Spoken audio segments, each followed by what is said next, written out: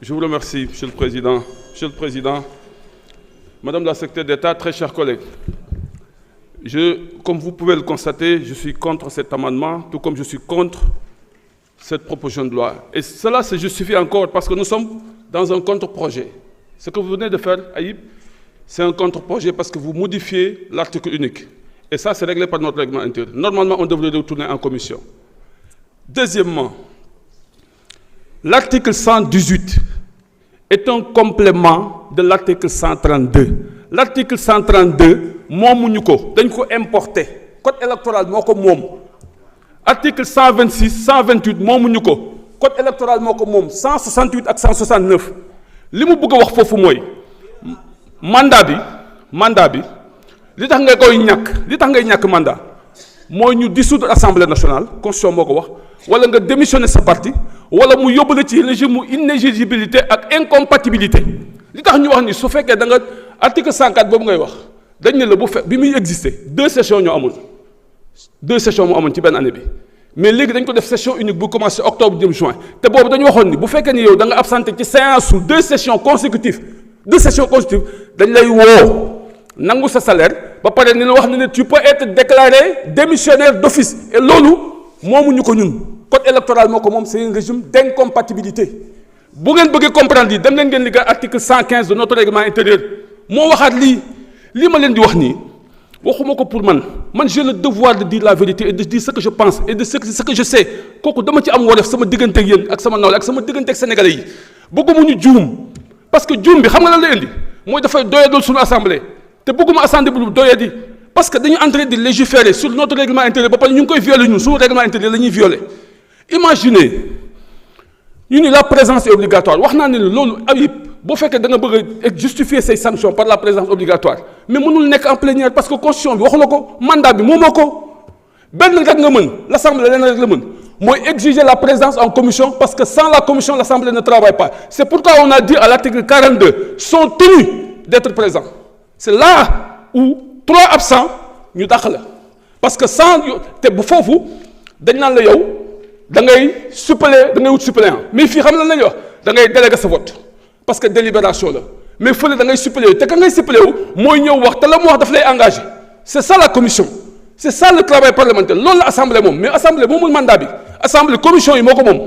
bu ko neexee nag mu ñu leen yéen su ngeen ñëwul ci commission 3 fois dañ leen di dàq parce que dama soxla commission boobu nit ñi liggéey indil ma rapport ma lire ko ñu délibération bi nag dañ ne la bu la neexee nga déléguer sa vote mais tant que mënoo déléguer sa vote yaa ngi koy mën déléguer tant que respecté woo les dispositions de l'article 99 article 99 boobu da doon règlement intérieur lañ jëlee lii ngay wax ni yow loolu foofu lañ ko jëlee indi ko fii mu ngi déjà dans notre règlement intérieur loolu article 82 les excuses légitimes là mu ngi ci règlement intérieur bi lire ko xamoo ko woon boo ko xamoon doo taxaw fii daal li nga wax c'est pas possible non du may ko na ko lire moom ku ngi ne mu koy xool du nga koy xool xam na ko xam nga wax ci loo xamul dafa dangereux billahi wallahi tallahi wax loo xamul dafa dangereux surtout ci matière législative c'est-à-dire que dama et puis ay ñoo xamante ni ay sachant nga jàppoon ni ñoom lañu ñoom ñooy ñëw di wax ci lu ñu xamul dara ça c'est du droit parlementaire c'est une matière consacrée kii mën nga def nekk professeur université ñëw doo xam ci li dara parce que c'est spécifique li nekk ci enjeu mooy suñu constitution ñaari loi organique bii code électoral la bii règlement intérieur la ñoom lañ dajale mooy droit parlementaire au Sénégal loolu mooy régir ñun li ñuy def lépp dafa am loo xam ne dañ ko jële fële indi ko ci suñu biir ñun jële ko ci constitution bi indi ko ci suñu biir dajale ko mooy suñu règlement intérieur mënoo fi jaar lenn sa respecté wu ñaar yooyu lii ñuy def nag dafa violer loolu moo tax may xàccu di leen wax ni lañ ko retiré buñ ko retiré xam nga lan la ñuy dimbalee suñ ko retiré xam nga lan la ñuy dimbalee mooy dafay crédibiliser suñu assemblée mooy daf ñuy jox fulla daf ñuy jox fayda bu leen neexee nag mën ngeen ko voter parce que vous êtes majoritaire mais l'histoire retiendra que Tafsir avait parlé yàlla doole sutura.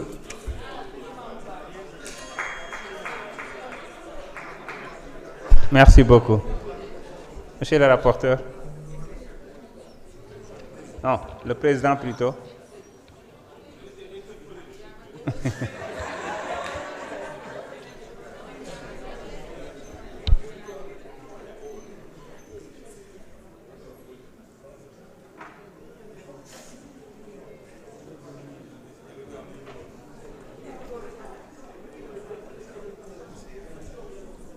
Monsieur le Président yaakaar naa bëgguma woon sax wax mais comme je suis interpellé par le sachant yow yaa xam yaa ma interpellé article 99 Monsieur le Président article 99 pour mu bañ ñu lëndëmal leen day régir ce qu'on appelle les délégations de vote loolu la wax waxul leneen délégation de vote la wax si fan nañ admettre non déglul rek non muñal dugal délégation de vote la wax dani les députés ne sont autorisés à déléguer leur droit de vote que dans les cas suivants. C'est le ñëw ne maladie, accident, ainsi de suite. Mission temporaire confiée par le président de la République ou de l'Assemblée nationale. Service militaire accompli en temps de guerre. Les dites délégations peuvent être vérifiées par tout député. Loolu la wax. Lay waxal 99 lu mu waxul. Loo koy waxal lu mu waxul. Mënoo bàyyi di waxal texte bi lu mu waxul. C'est pas bien. Benn bi mooy article 119. Article 119 mooy wax ci congé yi député yi encore une fois nga bañ cee juum ci congé député yi te loolu tamit wax nañ ci yaa ngi dégg li ma bëgg a wax foofu mooy gis nga ñii bu ñu leen toppee xam nga lu ñu bëgg un député bu ñëwee ñu fal ko rek mu ni député laa takkal nañ ko écharpam demal toog sa kër loolu rek loolu ngeen bëgg toogal sa kër oto bi ñu lay jox sax bu la neex nga jox ko sa coro mu koy doxantoo. bu la neexee nga jox ko sa far mu lay dox bu fekkee amul jëkkër non c'est-à-dire loolu laa la bëgg a wax ba instrument de travail la yaa ngi dégg ngeen baal ma yéen célibataires yi ma ni instrument de travail la tey jii bu ñu la falee député jox la oto jox la carburant jox la indemnité nga mën a dem toog sa kër pour man loolu mooy yaa ngi trahir le serment que vous avez tenu envers le peuple sénégalais man loolu laa gëm te loolu c'est du vol ji nga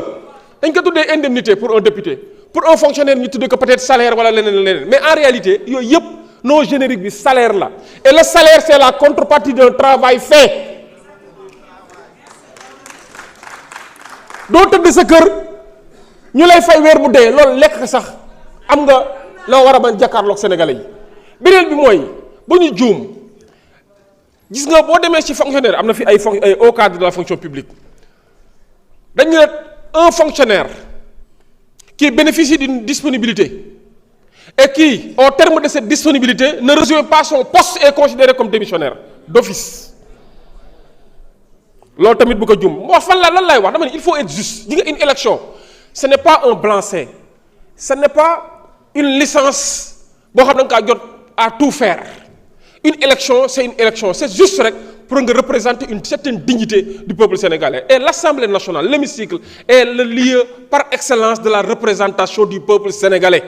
moo ni peuple sénégalais bi wër nga je vais vous représenter à l'Assemblée nationale ba pare ñu fal nga dem toog sa kër ba pare yaa ngi représenter le peuple sénégalais nañu waxante dëgg tamit comme c'est que nag démocratie moo neex ci dëkk bi am na démocratie mooy da ngay taxaw fii wax lu la neex bu la neexee nga neexal baat bu la neexee nga xuural baat mais amul problème mais l'essentiel lépp looy wax na nga koy wax tekk ci dëgg tekk ci ragal yàlla te bañ a nekk fii di sérieux ci ñàkk a ragal yàlla gi li ci des mooy ngeen comprendre ne député n'est pas un super homme n'est pas un extraterrestre da nga am ay obligations am ay devoirs am ay responsabilités am ay droits loolu moo tax député boo xam ne def na infraction sax dañuy assemblée nationale bu ko neexee ñu bañ ko topp parce que am nga immunité da ngaa gën Sénégalais bi la votel pour nga am ko gënoo ko mais privilège la rek mais lan moo tax tey jii ñu jox la boobu privilège mais en contrepartie dafa am noo war a taxawee dafa war a am noo war a mel tu dois être irréprochable man loolu laa gëm grand taf gis nga mbir mi honorable gis nga mbir mi nañ ko wàcc rek bañ a yéegal kii bi trop dañoo bëgg rek ñu liggéey ñun ñëpp li Mayaabe wax rek gàcce la sax ñu toog fii naan ñëw leen ñu liggéey am ñu taxaw di fippu naan non bu leen ma lijjanti bàyyi leen ma toog sama kër non loolu gàcce la sax ñu koy wax fii dañ leen a xeetal ci liggéey ñëwul ñu liggéey ensemble bu la neexee nag nga am sa posture de contradicteur on est prêt à la contradiction on n'est pas hostile à la contradiction mais xam nga lu bon mooy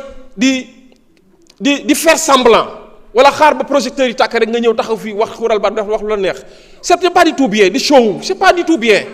sénégalais yi dañoo yeewu te dañoo nekk en avance nag bu ñu xeeb sénégalais yi lépp lu ñu toog wax ko fii wallahi def nañ ci seen analyse bu yàgg def nañ ci seen jugement bu yàgg d'accord naa nag le mandat en tant que tel le mandat dafa sacré d'accord naa mais boo demee dans d'autres pays mais da ngay def benn faute dañ lay destituer même état président de la république